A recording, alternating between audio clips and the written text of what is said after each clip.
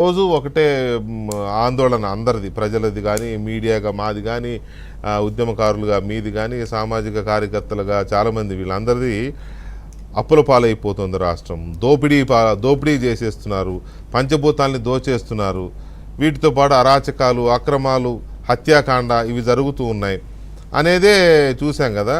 ఈ ప్రభుత్వం వచ్చినాక ఎలాంటి చర్యలు, అప్పుడు కేసులు కూడా పెట్టి కంప్లైంట్ ఇస్తే కూడా తీసుకోవాలి ఎవరు. ఇప్పుడు కంప్లైంట్ అప్పుడు వాటిని ఇప్పుడు కంప్లైంట్లు ఇస్తారా లేరా, తీసుకోరా లేదా అనేది ఒక చర్చ ఉంది. ఈ నేపథ్యంలో ఈ జరిగిన ఇవాల్టి జోగి రమేష్ విషయం ప్రభుత్వం వైపు నుంచి యాక్షన్ మొదలయ్యింది అని అనిపిస్తుందా మీకు? బ్రీఫ్గా. వెంకటకృష్ణ గారు, కూటమి ప్రభుత్వం చట్ట ప్రకారంగానే ప్రవర్తిస్తుందనటానికి మంగళవారం నాడు జోగిరాజుని అరెస్ట్ చేయటమే ఉదాహరణ. నిజంగా కూటమి ప్రభుత్వానికి కోపం ఉంటే ఏ శుక్రవారం రాత్రి శనివారం రాత్రి అరెస్ట్ చేయాలి. అరెస్ట్ చేసిన తర్వాత కాళ్ళ మీద కర్రలతో కొట్టాలి, తర్వాత గుండెల మీద కూర్చొని గొద్దాలి. ఇవేమీ జరగల. కాబట్టి మంగళవారం అరెస్ట్ చేశారు, ఆసుపత్రికి తీసుకెళ్లారు, కోర్టులో పెట్టారు. రేపో మాపో మళ్ళీ బెయిల్ పెట్టుకుంటారు, వచ్చేస్తారు. చిన్న మాట ఏంటంటే వెంకటకృష్ణ గారు, 2 మాటలు. అసలు ఆంధ్రప్రదేశ్లో శాంతి భద్రతల గురించి మాట్లాడే నైతిక అర్హత వైసీపీకి లేదు. శాంతి గురించి మాట్లాడే అర్హత లేదు, భద్రత గురించి మాట్లాడే అర్హత లేదు.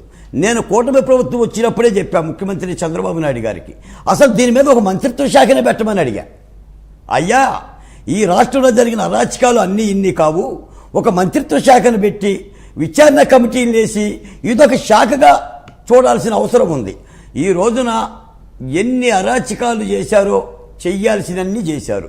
అసలు రాష్ట్రంలో శాంతి భద్రతలు గాడి తప్పటానికి కారణమే జగన్మోహన్ రెడ్డి గారు. ఆయన మాట్లాడితే నీకు 15,000, నీకు 15,000, నీకు 15,000, నీకు 18,000, ఇది పెద్ద ఇచ్చుడుగాడిలాగా.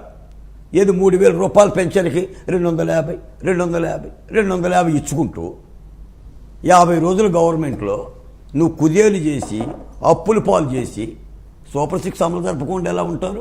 మాట్లాడండి. రాజకీయ విమర్శలు వేరు. అసలు శాంతి భద్రతల గురించి ఎట్లా మాట్లాడతాడు జగన్మోహన్ రెడ్డి గారు? ఏ అర్హత ఉంది? ఏనాడు పట్టించుకున్నావు?